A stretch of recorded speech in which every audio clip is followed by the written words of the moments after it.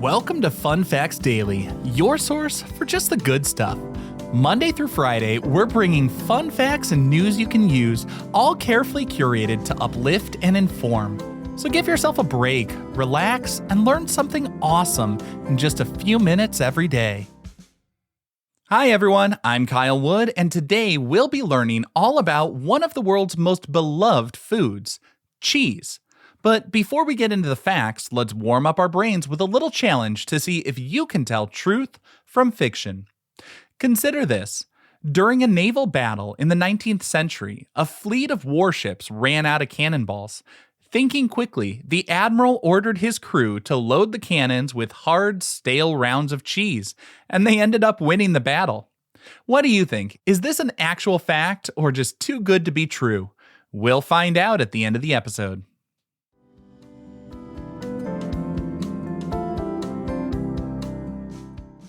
Now for your word of the day. Today's word is turophile, Turophile. A turophile is a connoisseur or a lover of cheese. If you've ever gone out of your way to find a special kind of cheese, or if your favorite part of the party is the cheese board, you might be a turophile. It's a fancy way of saying you're a certified cheese fanatic. The root turo comes from the Greek tyros, which simply means cheese. The second part, phile, comes from the Greek word philos, meaning love. So a turophile is literally a cheese lover. You might also hear the term caseophile, which comes from the Latin term caseus, which means cheese. Whether you call them caseophiles or turophiles, they're all aficionados and cheesy experts.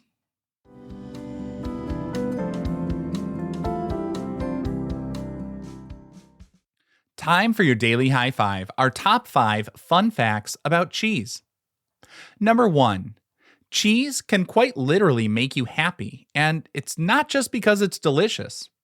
That wonderful feeling you get when you bite into a perfect piece of aged cheddar isn't just in your head, it's in the chemistry. Cheese contains an amino acid called tyrosine.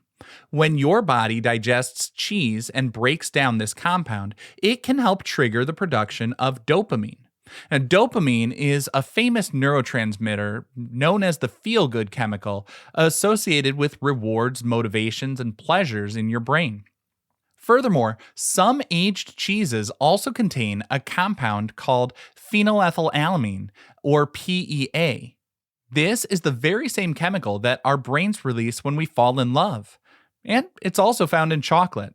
While eating a slice of provolone isn't going to replace a real human connection, these compounds can contribute to a genuine feeling of happiness and contentment, giving a little scientific backing to the idea of cheese as the ultimate comfort food. Number 2, in parts of Italy, you can take your cheese to the bank, literally. The bank Credito Emiliano, or Cremden, has special climate-controlled vaults built not for gold bars, but for aging hundreds of thousands of giant wheels of Parmesan cheese. Cheesemakers can deposit their young wheels at the bank in exchange for a low-interest loan, giving them the working capital they need to continue their operations. It may sound a little strange, but in this region of Italy, producing the world-famous Parmigiano-Reggiano cheese is big business. And this brilliant system solves a unique problem for cheesemakers. Parmigiano-Reggiano must be aged for a minimum of 12 months, and often for as long as 36 months to develop its signature flavor and texture. During this long aging period, the cheesemaker's investment is just sitting on a shelf. By allowing them to borrow against the value of their cheese, the bank provides crucial financial support.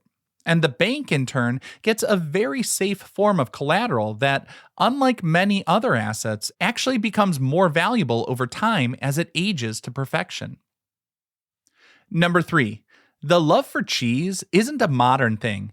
Ancient Romans were so serious about it, they had special cheese-only kitchens.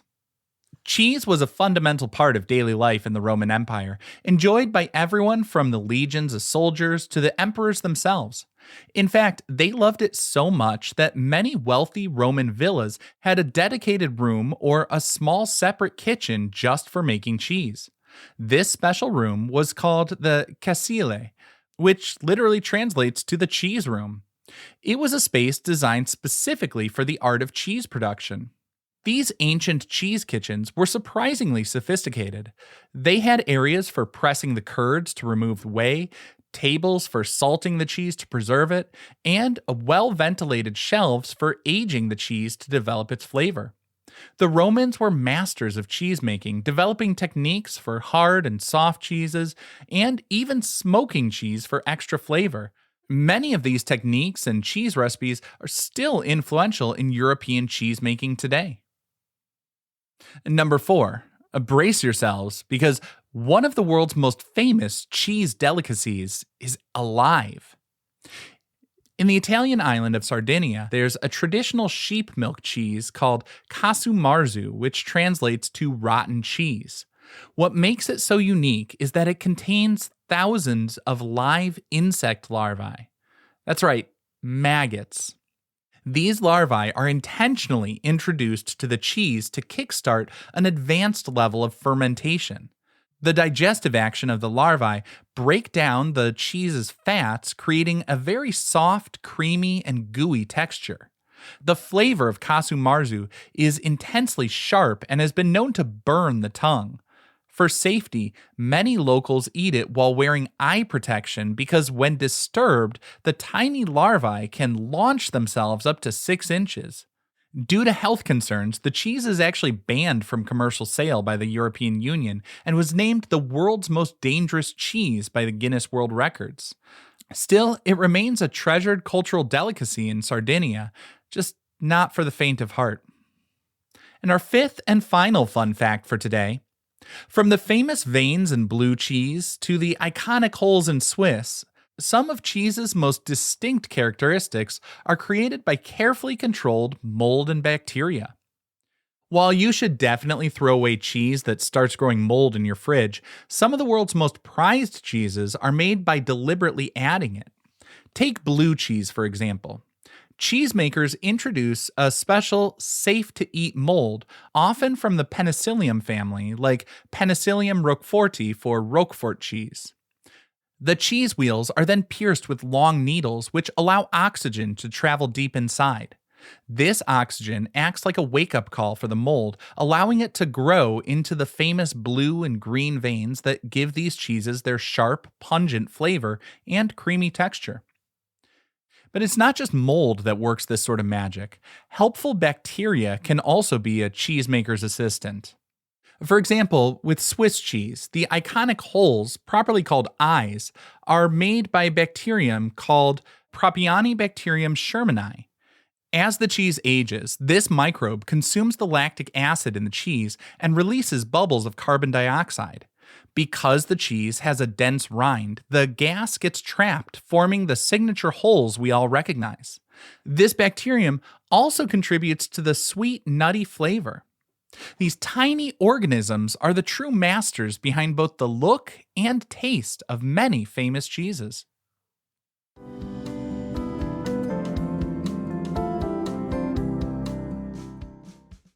Now for some news you can use. For today's tip, let's move beyond just eating and enjoying cheese to actually making some. You might be surprised, but you can actually create delicious fresh mozzarella in your own kitchen in about an hour. Now, while I'll be going through step-by-step instructions, I'm also going to put the written form of these directions in the show notes. First off, the ingredients. You'll need a gallon of whole milk. Make sure it's not ultra-pasteurized, as the process changes the milk's proteins too much for cheese making. You'll also need 1.5 teaspoons of citric acid, a 1/4 teaspoon of liquid rennet, or a 1/4 of a rennet tablet, and a large pot, a thermometer, and a slotted spoon. First off, acidify the milk. Dissolve 1.5 teaspoons of citric acid into a 1/4 cup of cool, non-chlorinated water. Pour this mixture into a large pot, then add the 1 gallon of cold milk and stir thoroughly for about a minute. This is the essential first step for preparing the milk. The citric acid is going to lower the milk's pH, making it more acidic. And this acidic environment is crucial because it helps the rennet, in our next step, work much more effectively to curdle the milk. Step 2, you're going to form the curds. Slowly heat the milk to 90 degrees Fahrenheit or 32 degrees Celsius, stirring gently to prevent scorching. As it heats, dissolve a quarter cup of rennet in a separate quarter cup of cool water. Once the milk reaches 90 degrees Fahrenheit, remove it from the heat and gently stir in the rennet solution for exactly 30 seconds. Stop the milk's motion with your spoon and let the pot sit completely undisturbed for 5 to 10 minutes. And what's happening here is rennet is an enzyme that acts like a pair of molecular scissors. In the warm acidic milk, it snips apart the milk's main protein, casein, allowing the protein molecules to unravel and then tangle together. This process, called coagulation, is what transforms the liquid milk into a single solid mass, the curd, and separates it from the watery yellowish liquid, the whey. Next, you're going to cut and cook the curds. After sitting, the curd should be firm like custard. With a long knife, cut the curd into a 1-inch checkerboard pattern, making sure to cut all the way to the bottom of the pot. Place the pot back on the burner and heat it slowly to 105 degrees Fahrenheit or 41 Celsius, stirring very gently. Cutting the curd creates more surface area, which helps it to release more whey. The gentle heat causes the newly cut curds to contract and firm up, squeezing out even more liquid. This step is key to achieving a firm, workable cheese instead of a soupy mess. Next, you're going to stretch it. Using a slotted spoon, scoop the rubbery curds from the pot and place them into a microwave-safe bowl. Microwave them in 30-second intervals until they reach an internal temperature of 135 degrees Fahrenheit or 57 degrees Celsius. Be careful, it's going to be very hot, but you're going to want to stretch and fold the cheese back onto itself with spoons or gloved hands as if you were pulling taffy. Continue doing this until it becomes smooth, shiny, and elastic. This is where mozzarella gets its texture. The high heat makes the protein structures incredibly pliable and elastic. The process of stretching and folding physically aligns the casein proteins into long parallel strands, and it's this alignment that gives fresh mozzarella that signature layered and stringy quality.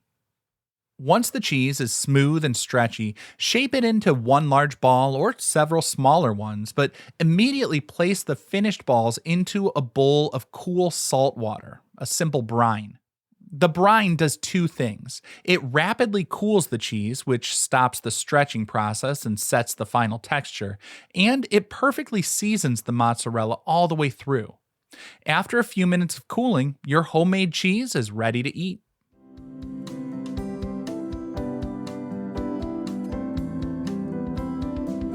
Now for the moment you've been waiting for. At the beginning of the episode, I asked if it's true that a naval fleet once used hard cheese as cannonballs to win a battle. It sounds like a silly story, but there's historical records to back it up. This one's true.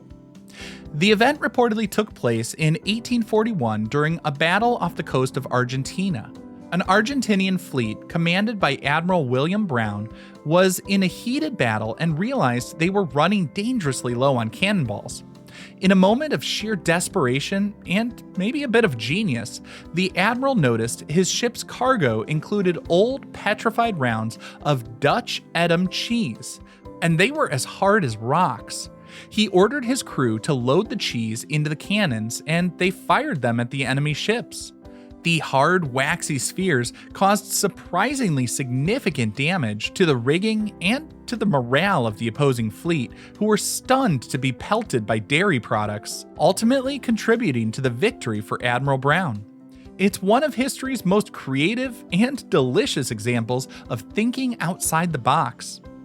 Now, I hope you enjoyed learning a bit about cheese with me today. Be sure to tune in every weekday for even more fun facts. Fun Facts Daily is an Airwave Media podcast. It was written, recorded, mixed, and edited by me, Kyle Wood. Thanks for sharing a part of your day with me.